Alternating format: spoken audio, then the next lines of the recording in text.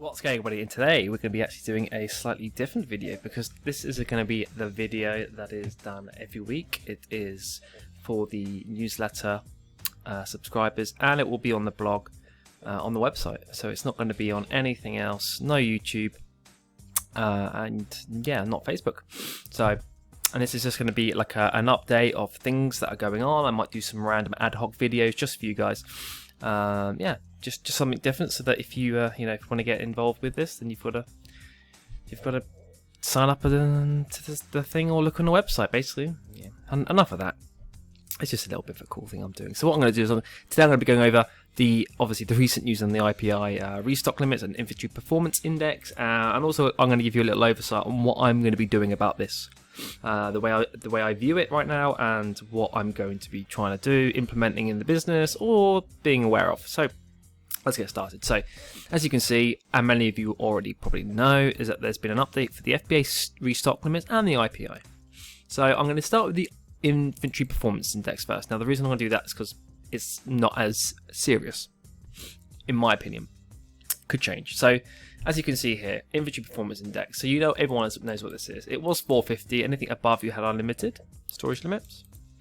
And what you can now see is it's now 500, and now mine's 485, so mine's below. And what happened to me is I had 1,000 something square meters or whatever it is.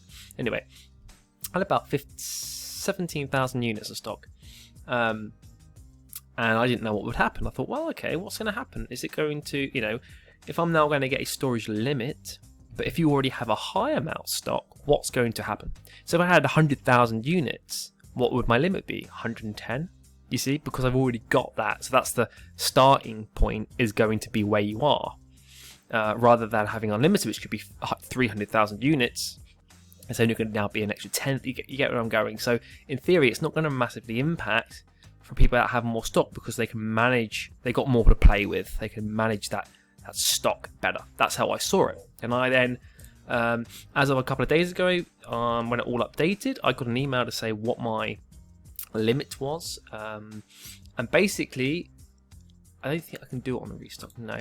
And basically it said that I could send in theory 5 times what I've got, even though I'm limited. Yeah. So it said like you take up about 1,000 square meters or whatever the designation is for the size, and the actual amount I could send in, the limit now, instead of being unlimited, was 5,000. So, in theory, that's like 80,000 units. So, in theory, I was like, oh, that's cool. I wasn't sure what would happen, but that happened. So, and obviously, there's now not a 200 limit on stock products, the restock limits, but of course, they've destroyed most sellers by having problems with, well, as of a couple of days ago, restock limits. Now this has happened, it's changed twice. So initially, for me, and I'll jump over to my restock inventory here, you'll see here, ignore those, they're just some crappy items. I've now utilised 13,803, but I cannot send in more than 11,100, so I've now got a big old red thing here.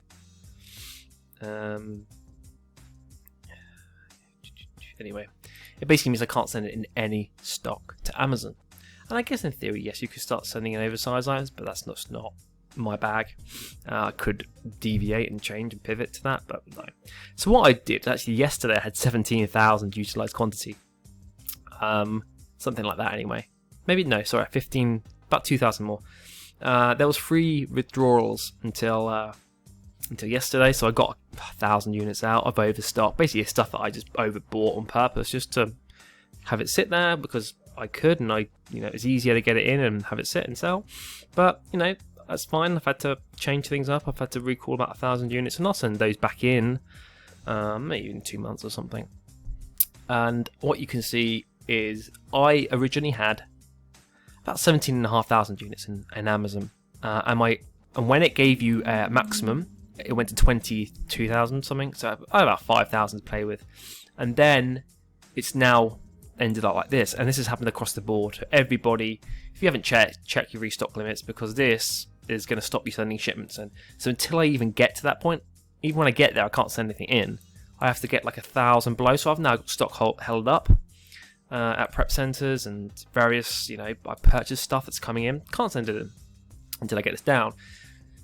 So what I've gone and done is I've got my VA to enter all my break-evens into Profit Protector Pro. And if you want a link in the description below for that, you can. There's a little box. It's a great repricer. Really competitive pricing. And actually, there's a couple of links on the website at the bottom of the homepage if you want to look. And I got some review videos, but enough of that. And basically, I've then gone through and checked the break-even, and I've just looked at the expiry date. So this is how I'm going about it. And I also get my VA to enter the expiry dates in their notes, so I can cross-reference the expiry with the break-even, and I want to know, is it worth pretty much forcing that price to break even? Let's say it's not selling. Let's say it's just not selling. The price is too high. Look at the ranking, look at the sales, and kind of just go, what, is it better? Because that happens when you get to a size like I am. I'm looking for 1.5 million, over 1 million sales a month, no, a year. You're going to be left with, you're going to have products, ASINs, that maybe 20, 30 ASINs where you have too many units, and you've got to clear